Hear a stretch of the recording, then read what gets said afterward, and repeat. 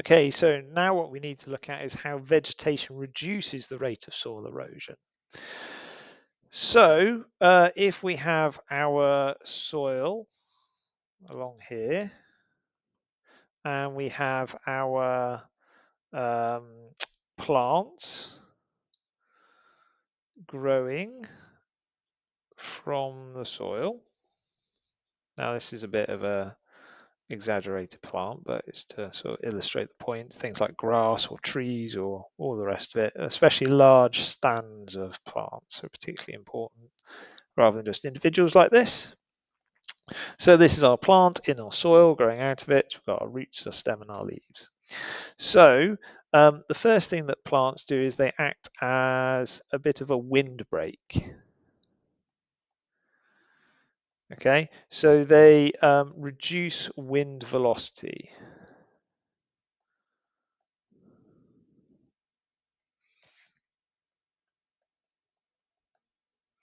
And this therefore reduces kinetic energy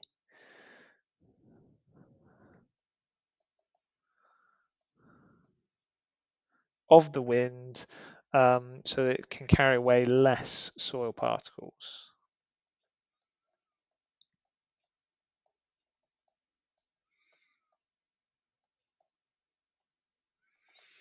Okay, the leaves themselves and the leaf litter that is dropped by these plants and builds up on the surface help to intercept rainfall.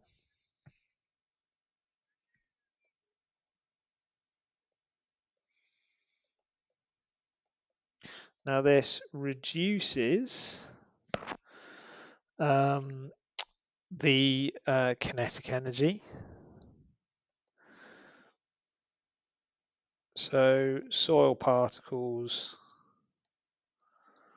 are less likely to be dislodged because they got something covering them up basically.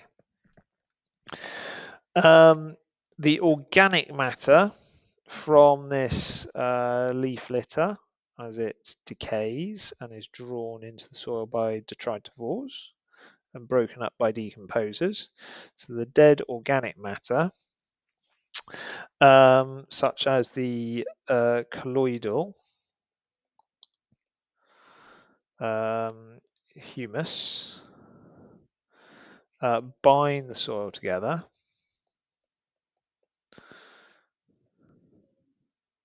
and this helps reduce wind erosion and water erosion because the particles are bigger and they're sort of stuck together better, so they're less likely to be dislodged or blown away.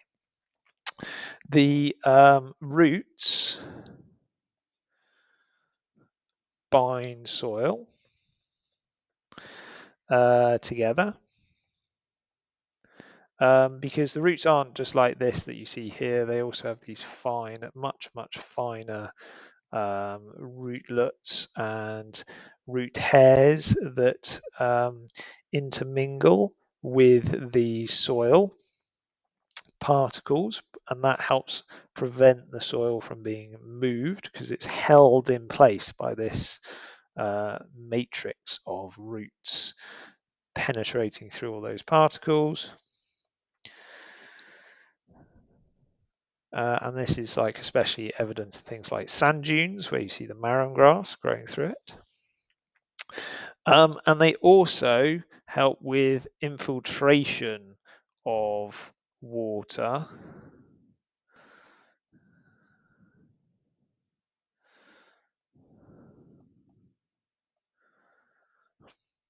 and this will help reduce